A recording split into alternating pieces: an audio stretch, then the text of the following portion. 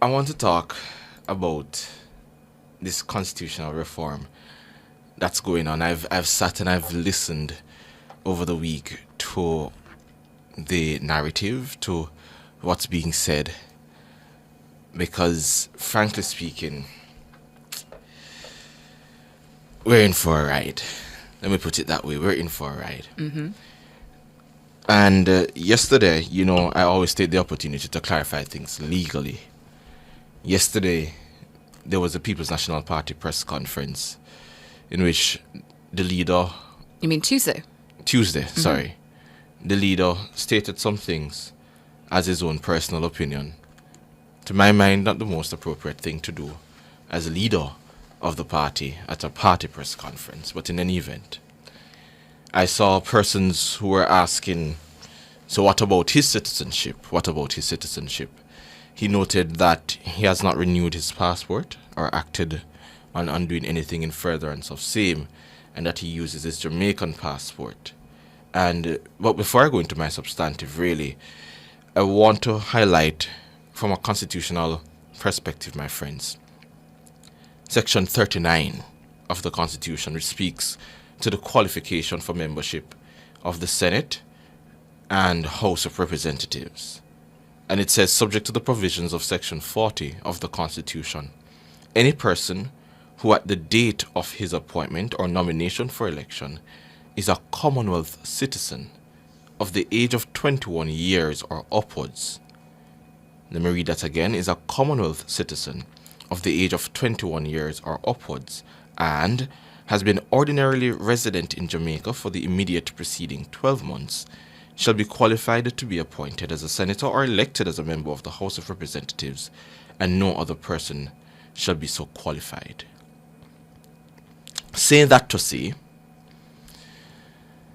that his citizenship in this realm, if it is to be found that he still in fact has his British citizenship, that would be the United Kingdom. The United Kingdom is a member of the Commonwealth of Countries. And by virtue of that, he would be eligible to sit in Parliament as an elected member of Parliament.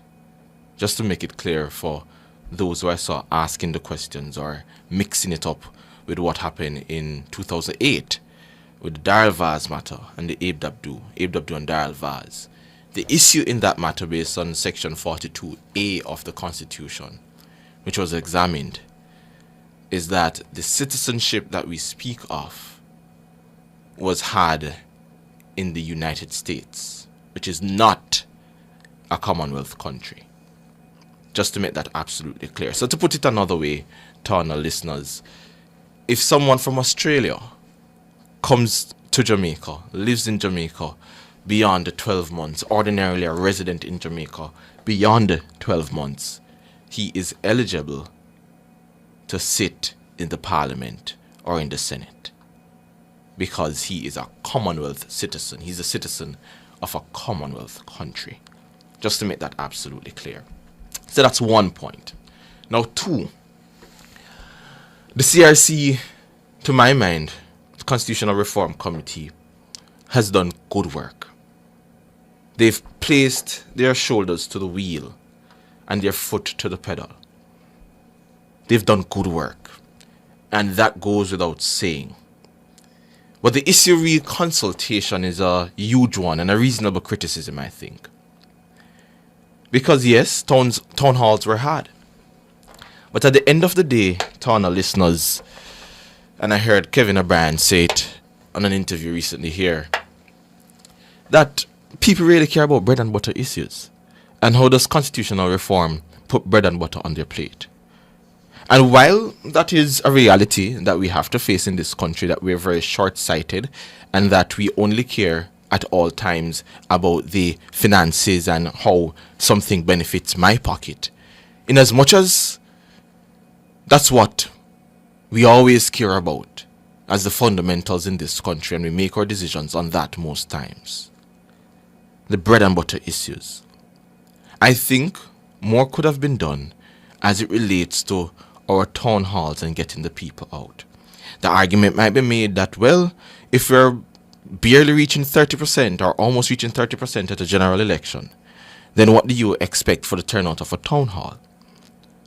And I remember, and George was jogging my memory as well this morning, with Christopher Tufton and the Jamaica Moves, when he was criticized for the huge PR budget that was had, and when that was cut, what it ended out and turned out to be. And the criticism of that, in that persons were not educated about the Jamaica Moves program and did not know the benefit of it. Ladies and gentlemen, I think that the CRC could have done more as it relates to consultation. And I was saying this morning to George, advertise it like any political rally. You know, for example, Tana, that people will come if there is food. Provide some soup. You might not want to provide some rum because you want to have sober discussions, but provide some beverages. Play some music. Entice the people to want to be a part of this process, because at the end of the day, in as much as we understand that this is not a bread and butter issue, at the end of the day, we ought to ensure that we have done our utmost best to get every single ordinary Jamaican involved. Because you see, friends, I think a lot of us are of the opinion that our ordinary citizens in this country do not have an idea, for example, as to whether or not they would want to vote for their president. And I think that is somewhat of a stratifist, elitist thinking, if that is ever to be the case. And so I'm of the view that in as much as more education is certainly needed, there should have been more to entice and attract every Jamaican citizen to come to these town halls, to meet the people where they are. You see, the reality is, friends, when you invite somebody to come to a town hall and you say 7 people sitting on a platform and, oh, the minister will be there and this and that, they're going to say that's not for them. Because it's a pompous, elite setting, they would think. But play some music. Tell them to come for some food. We're going to give you some beverages. Heck, let's even give them a grant, something, to entice them to come to the environment, and then you engage them in reasoning. Same as how we do these things to get the votes. I am of the view that if we really cared to get their thoughts, we would do something akin or similar. But it brings me to my third point. I heard King's Counsel use Small. He said a couple things. And of course, you know where I stand absolutely when it comes to the Privy Council and the CCJ. And of course, by virtue of that, you know that I agree with him as it relates to it being illogical and inconsistent. Inconsistent in the sense of uniformity, but certainly not in the sense of precedence from our Caribbean neighbors, Antigua and Barbuda, St. Vincent and the Grenadines, Grenada. By the way, all of these countries had failed referendums. Now, why? Why is this the case, ladies and gentlemen? The political silly season is upon us. And I agree with you, Small, in the sense that he says this should be put on pause until the elections are called, whenever they are. It's due next year. And a newly formed parliament take this matter at hand by the bull and bring it through the process. Because you see, friends, at the end of the day, if we're going to go through a referendum to even remove the monarch, you are going to need bipartisan support. In fact, you will need bipartisan support if you want to pass a referendum. And that's just the blatant truth. How do you expect to pass a referendum without bipartisan support? And I fear that at this point in time, my friends, we are at a stage where the substance of the arguments are one thing, but the politics of it is another. And what is now happening is that the politics of the arguments are now muddying the hard work of the Constitutional Reform Committee. Because simply put and simply speaking, a government wants to remain in power and an opposition party wants to gain power. This kind of narrative politically cannot exist mutually with a substantive and bipartisan approach to something as serious as constitutional reform. And what needs to take place now is a national approach to our constitution. And so I agree, and I think it's something to be considered, that it be not shelved, but put on hold, stood down, until a new parliament is formed, as is due next year.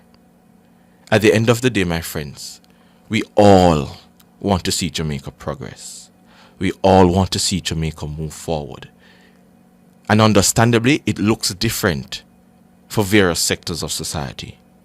But at the end of the day, we have our best bet at getting this done with a national and bipartisan support. And I am afraid, I think, that this cannot happen in a political silly season. That's what's on my mind.